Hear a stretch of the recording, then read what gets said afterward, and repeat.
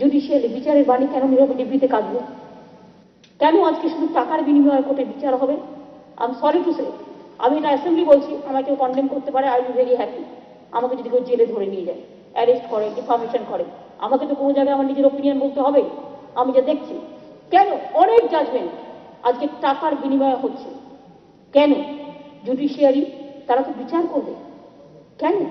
Judiciary থেকে শুরু করে democracy everywhere corruption is the main pillar হয়ে গেছে এখন। এটা আমাদের দুর্ভাগ্য। চলতি বছরের 14ই আগস্ট বিধানসভার একটি সেমিনারে বিচার ব্যবস্থা নিয়ে মন্তব্য করেন মমতা বন্দ্যোপাধ্যায়। সেই মন্তব্যের পরই বিতর্কের ঝড় ওঠে। স্বতঃপ্রণোদিত হয়ে মমতা বন্দ্যোপাধ্যায়ের বিরুদ্ধে আদালত অবমাননার মামলা শুরু করার জন্য কলকাতা হাইকোর্টের তৎকালীন কার্যনির্বাহী প্রধান বিচারপতি কল্যাণজ্যোতি সেনগুপ্ত ও বিচারপতি অসীম কুমার মণ্ডলের ডিভিশন বেঞ্চে আবেদন জানান আইনজীবী বিকাশ রঞ্জন ভট্টাচার্য।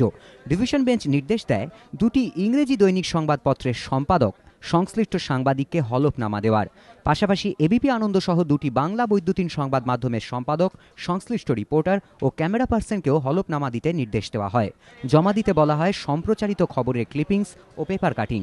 সিঙ্গুরের বিতর্কিত মন্তব্যের জেরে কৃষি দপ্তরের প্রতিমন্ত্রী বেচারাম মান্নার বিরুদ্ধে মঙ্গলবার স্বতঃপ্রণোদিত হয়ে আদালত অবমাননার রুল জারি করে কলকাতা হাইকোর্ট। মমতা বন্দ্যোপাধ্যায়ের বিরুদ্ধে আদালত অবমাননার অভিযোগ রয়েছে বলে মঙ্গলবারই কলকাতা হাইকোর্টের কার্যনির্বাহী প্রধান বিচারপতি প্রতাপ কুমার রায় এবং বিচারপতি সুবল বৈদ্যের ডিভিশন বেঞ্চকে জানান আইনজীবী বিকাশ রঞ্জন ভট্টাচার্য। বুধবার মমতা বন্দ্যোপাধ্যায়ের বিরুদ্ধে আদালত অবমাননার অভিযোগ শুনানির জন্য গ্রহণ করে কার্যনির্বাহী প্রধান বিচারপতি প্রতাপ কুমার রায় ও সুবল বৈদ্য ডিভিশন বেঞ্চ। পাশাপাশি বিভিন্ন নথি এদিন আদালতে জমা দেওয়া হয়। সেই সব নথি গ্রহণ করে ডিভিশন বেঞ্চ জানিয়েছে আদালত সবকিছু খতিয়ে দেখবে। পরবর্তী শুনানি শুক্রবার। ধ্রুবজ্যোতি প্রামাণিক, এবিপি আনন্দ, কলকাতা।